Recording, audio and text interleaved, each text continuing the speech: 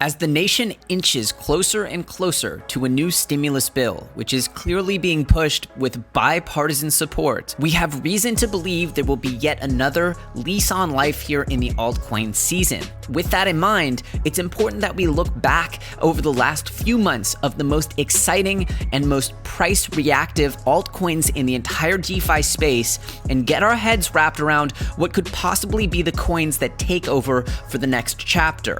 I'm going to be walking you through the history of one of the most significant DeFi projects, the army of clones that it created, many of them extremely profitable, delivering insane gains to its holders, and a new chapter that's just been opened over the last 7 days, and what I believe is going to take place. So if you guys are excited for a little trip down DeFi memory lane and my analysis of what's going to be the next hot altcoins in the DeFi market, then do me a favor and destroy that like button, because this episode is going to be packed with, I believe, very valuable information that is both actionable and timely.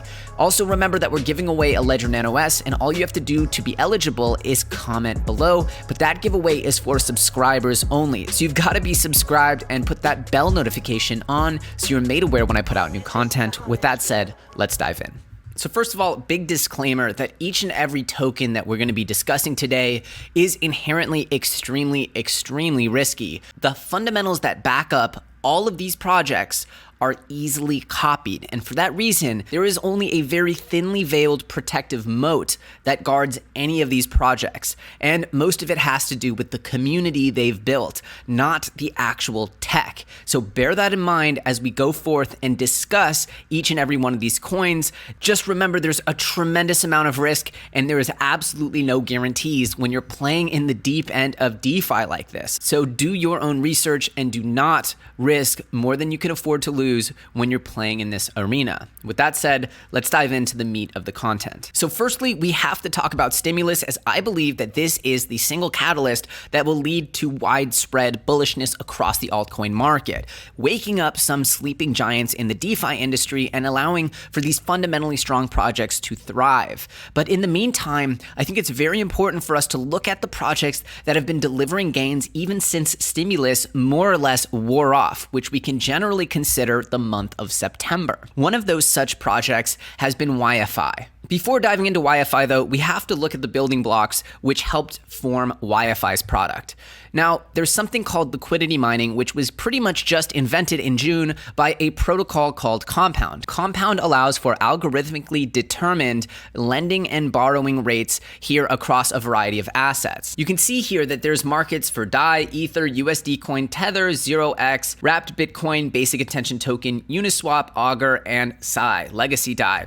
And essentially what you can see here is that there's an APY for supplying these assets and there's an APY for borrowing these assets. And these change based on the ratios of supply and demand within the pools. We're not here to break down exactly how these interest rates change, but just understand that this is always changing. The amount that you're getting, the APY you're generating, is always changing based upon the pool, the time of day, the moment you're in. For that reason, getting the best APY became kind of gamified. And in order to take advantage, you constantly want to move your money around. This site, DeFi Rate, kind of allows you to easily view a wide variety of APYs, though to be honest, this is just a small selection of the options out there, and there are way more available options out there in the wild. As you can see, Compound's offering 2.9%, whereas Fulcrum has over 20%, 23% APY. And like I said, there are other options as well, some of them centralized, but you get the point. Moving around your funds, a lot of times just in US dollar stablecoins, so there's not a lot of volatility,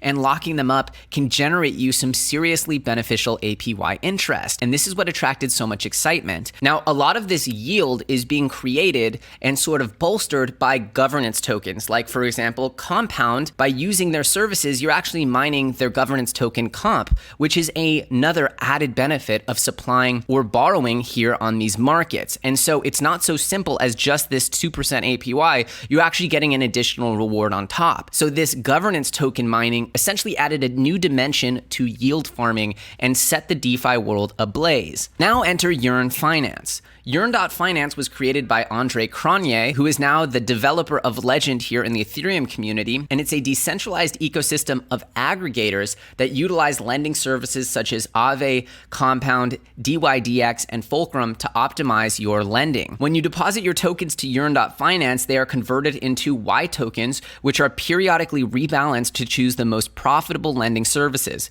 Yearn does the tricky stuff for you, which essentially moves your money around and allows for you to maximize your yield within the yield farming space. And this is where you can see the layers stacking on top of each other. First, you have the lending markets, then you have the governance tokens on those lending markets, then you have the gamified protocols essentially moving your money around to maximize your APY from all of those underlying building blocks. The creator of Yearn Finance called the governance token useless and worthless, started it with essentially just a market value of 0. There was no team share, no dev share. It was considered a totally fair launch coin, which was really attractive to people, and it quickly exploded in value. It was as low as $30, the Yearn Finance token, and eventually it peaked out above $40,000 in the middle of September. There was clearly a huge belief that this token was revolutionary. However, the actual yield farming mechanisms were open source and very easy for people to fork and clone, and that's exactly what happened with projects like YFII, now called DFI Money, essentially having the exact same model, and then they rocketed up and their token reached almost $9,000 at its peak, again starting with pretty much no value with the same fair launch principles. And the YF clones spun out of control, with probably hundreds that eventually entered the market, so much so that it was hard to keep track of, and the addition of another YF clone to the shill armies on Twitter and on Telegram started to really do everyone's head in. But what made YFI so special and why it maintained a staggeringly higher premium for its governance token than all the rest was Andre Cronje himself, who kept putting out update after update after update to the protocol. His Twitter exploded, and pretty much everything he started to do started to become extremely exciting as he was constantly shipping updates and improving the YFI protocol and experience. The one thing you couldn't fork about YFI was essentially its genius creator and Andre Cronje. However, Andre Cronje, if you look at his Twitter bio, says just one sentence, only 4 words, and it says, "I test in prod." What this means essentially is that he doesn't deploy contracts to the testnet, which is what any, sane developer would do, because there's almost always bugs in any contract, in any software. There are bugs and exploits. There are things that are not perfect. Rarely do you have a perfect piece of software, if ever. Essentially what he says here is, disclaimer, when I build software, I build it for myself. If you do insist on interacting with it, please use caution. There will be bugs. Interfaces are built to make my life easier. I will make mistakes. If you don't understand it, please don't use it. He's saying that, hey, I'm just building experimental stuff. I'm just shipping it to the mainnet. If you use it, you deserve any kind of consequences that come with it. And that worked for a while because essentially there were no bugs and it didn't cost anyone money. And the genius of Andre Cronje, even when the market started to take a serious tumble at the end of August, yes, it brought down YFI about 30% in value, but you see an amazing pop back off this to all new highs, even as the rest of the market was tanking throughout early September, peaking out in about the middle of September 12th. But again, YFI did get pulled down by gravity, and there was yet another pump up above $30,000 even after the slide towards the end of September. However, I believe there was a big negative event that happened, which came essentially as a product of Andre's relentless desire to publish to mainnet before really testing things. And that was this, Eminence. Eminence was Andre Cronje's attempt to create a gaming multiverse. Now, I'm personally a big believer in blockchain gaming and NFTs. You guys know that about me. However, what happened here is Andre Cronje published a contract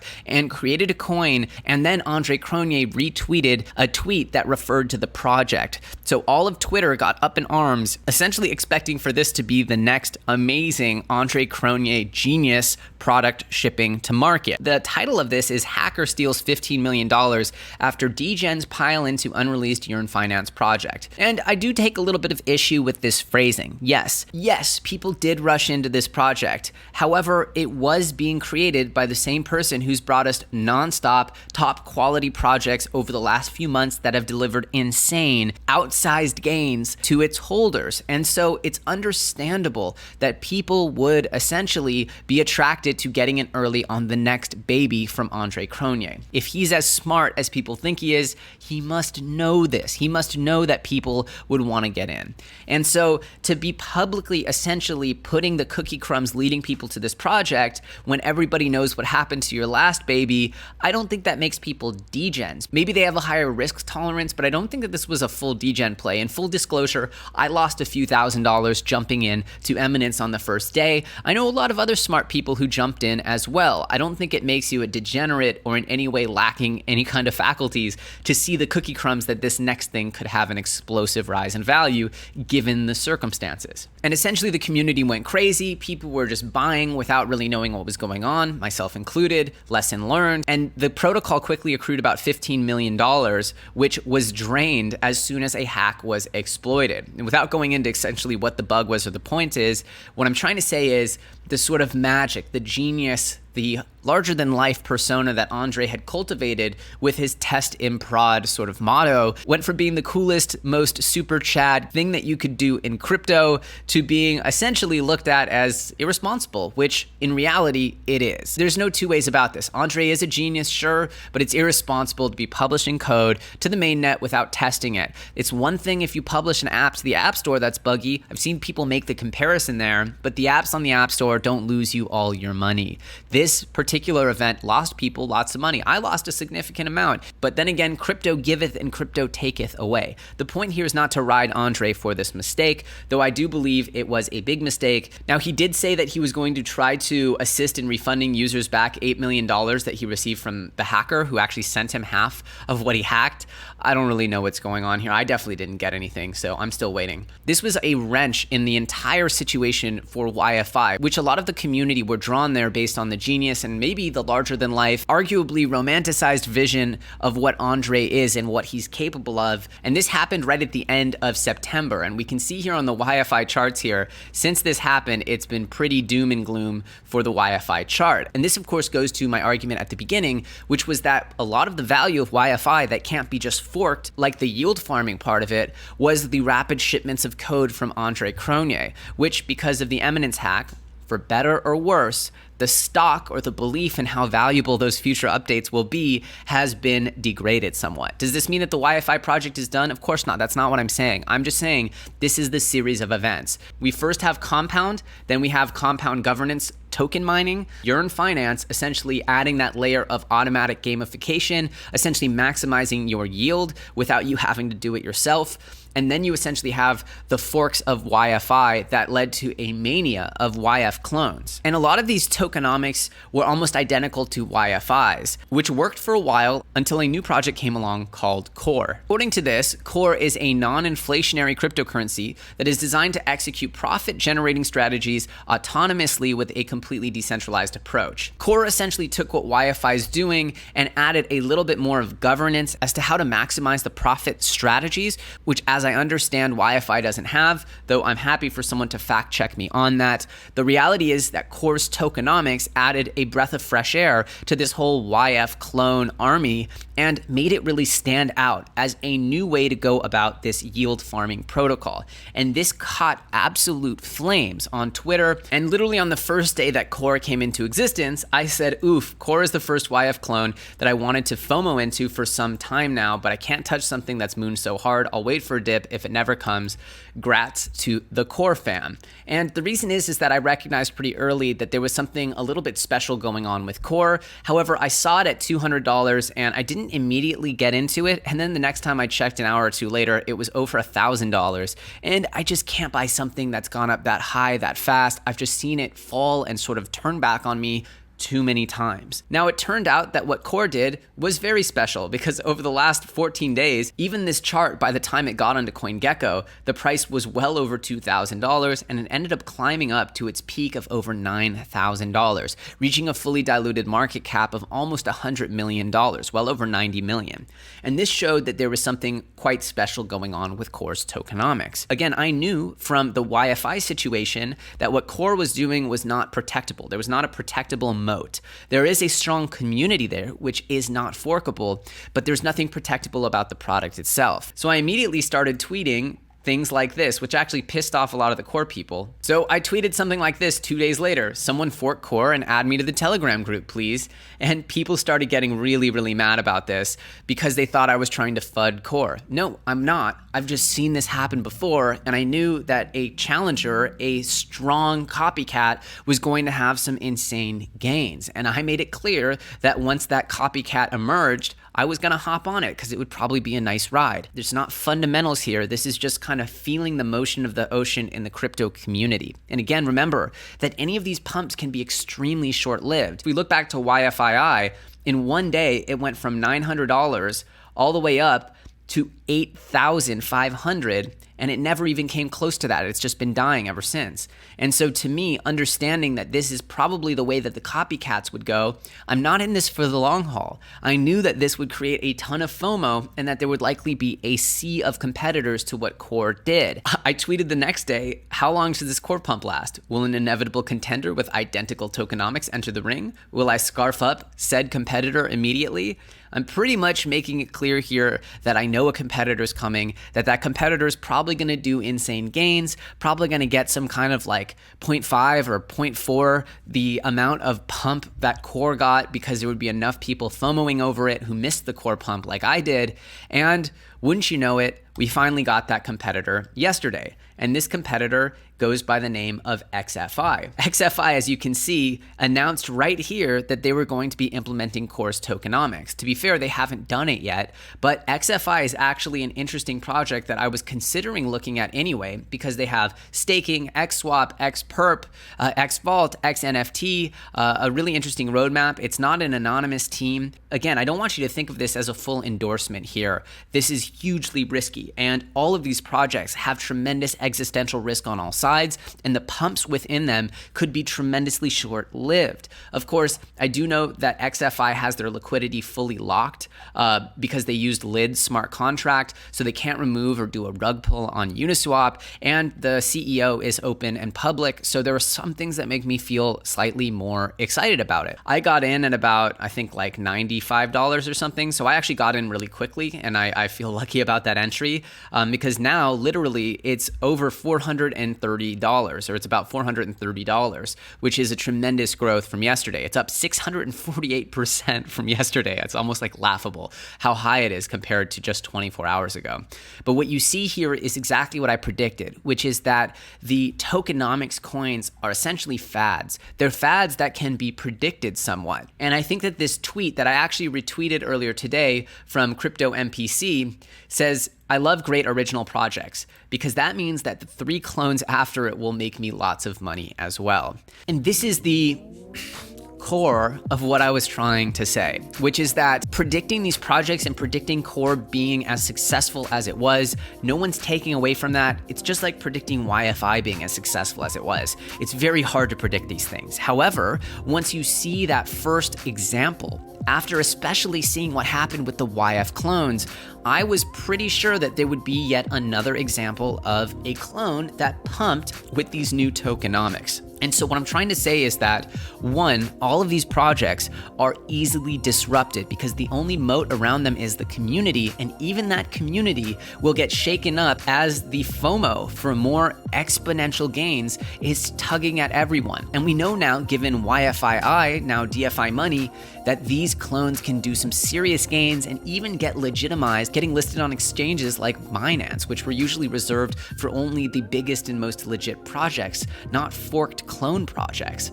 But we're in a different era right now, and this DeFi era moves, unfortunately, at light speed, which is what leaves behind so many participants. That's what's so risky about this, and so if you are going to play ball in this arena, you should know that there is huge risk on all sides. However, again, I feel pretty validated as I predicted this happening. As soon as I saw the core explosion, I felt like I was already behind the ball, and I was totally wrong about that, because if I had gotten in at $200 or even $1,000, I would have been up hugely on my investment. The reality is, though, I didn't, and I actively chose to fight against the FOMO and wait for the next worthy competitor. I happened to luck out and get it right with XFI. Do I think that XFI is going to moon even harder? I don't know. All I know is that in this FOMO-fueled DeFi world that is really starting to hyper-focus around the yield farming projects and ones with increasingly beneficial tokenomics to token holders, that this is a fast-paced game.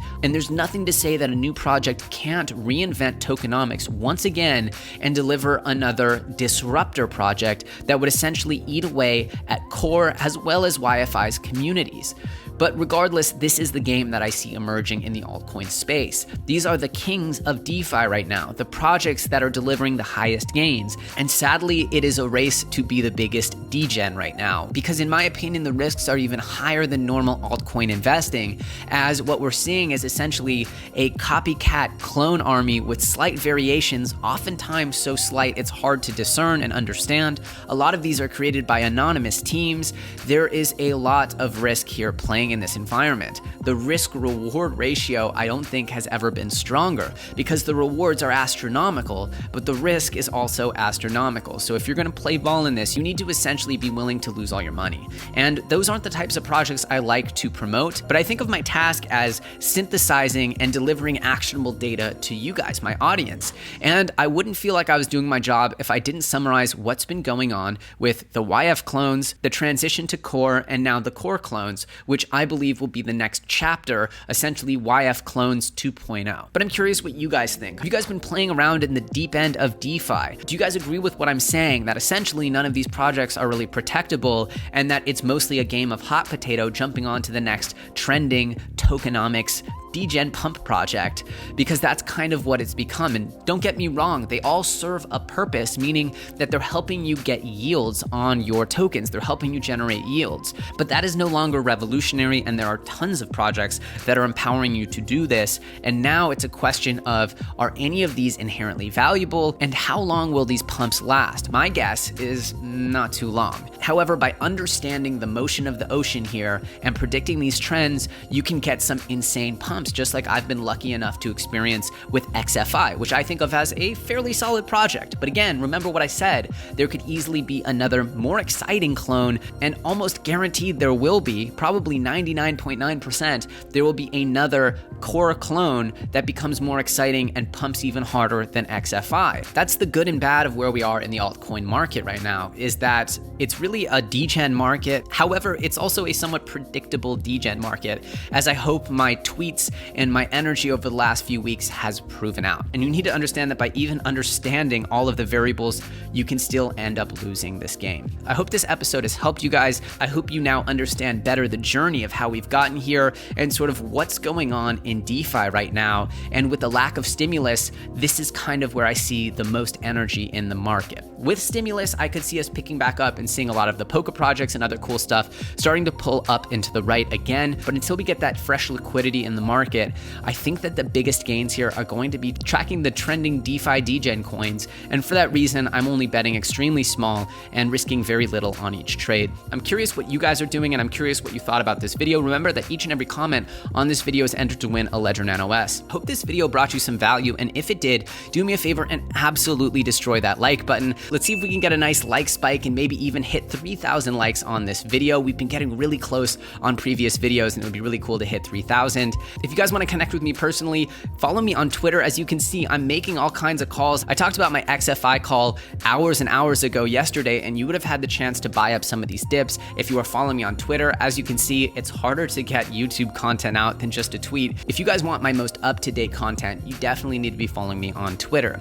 As usual, if you want to join my group, t.me/ElioTrades is my Telegram group. The links for both of those are in the description. As usual, thanks for watching. My name's Elio Trades, and I'll see you very soon on the next episode.